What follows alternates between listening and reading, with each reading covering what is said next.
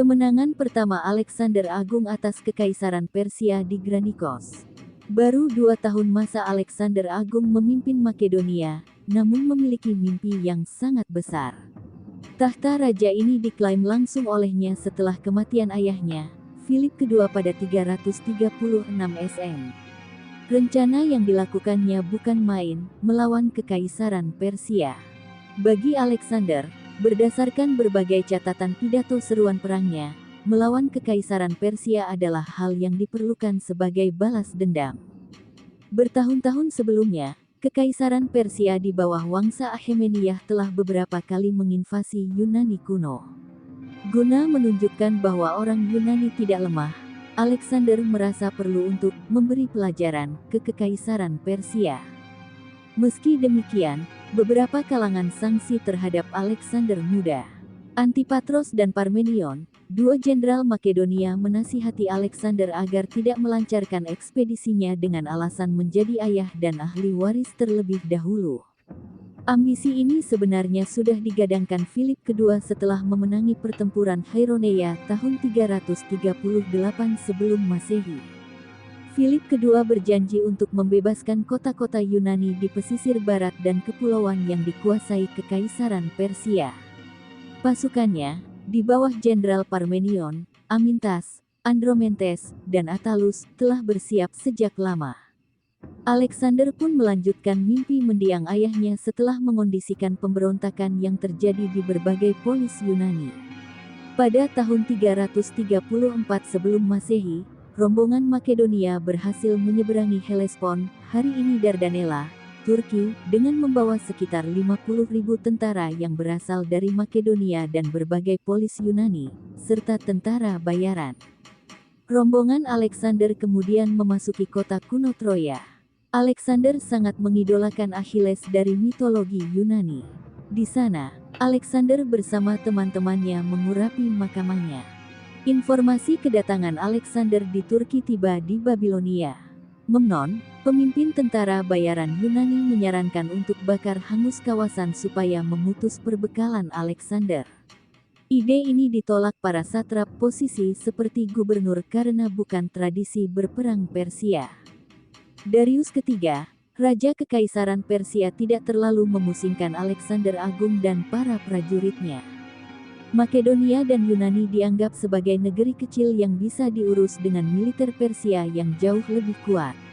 Di dalam dewan diputuskan bahwa pertempuran akan dilakukan di Sungai Granikos dengan Memnon yang memimpin. Alexander Agung dan serdadunya pun tiba di Sungai Granikos yang luas dan deras. Dia menilai, perlu adanya pertempuran dekat-dekat ini demi mendapatkan sumber daya. Informasi pergerakan Kekaisaran Persia pun terpantau semakin dekat. Parmenion yang menjadi sayap kiri Alexander menyarankan agar serangan dimulai pagi hari. Alexander menolak. Dia meminta pertempuran dimulai kala sore. Pertempuran di Granikos. Terdapat perbedaan pendapat tentang jumlah pasukan kedua belah pihak. Diperkirakan, Alexander Agung membawa pasukan sebanyak 18.000 orang yang mayoritas infanteri dalam pertempuran ini. Sementara Memnon membawa pasukan paling banyak 40.000 orang yang didominasi kavaleri. Tampaknya militer Kekaisaran Persia tidak cekatan dalam memasang taktik. Kavaleri mereka berada di tepi Sungai Granikos, dan pasukan bayaran Yunani mereka di belakang. Para ahli sejarah militer percaya, ide ini menyulitkan pihak Persia sendiri. Belum lagi tepi sungai yang berlumpur membuat kereta kuda mereka hampir tidak berguna secara taktis di lapangan. Alexander menempatkan pasukannya di tepi barat sungai yang berseberangan. Di sayap kirinya ada Parmenion. Barisan tengahnya terdapat kavaleri dan pasukan ringan tambahan. Sementara Alexander sendiri menjadi agresor bersama kavaleri dan pasukan ringan. Serangan Makedonia ini membuat Persia segera membalasnya dengan hujan panah dan lembing. Dengan demikian, militer Kekaisaran Persia berencana menyerang Makedonia saat berada di posisi yang licin dan sulit untuk berdiri. Alexander memanfaatkan momen di mana Persia berfokus pada bagian tengah Makedonia. Dia pun segera terjun ke air dan segera tiba di tepian yang lebih terjal.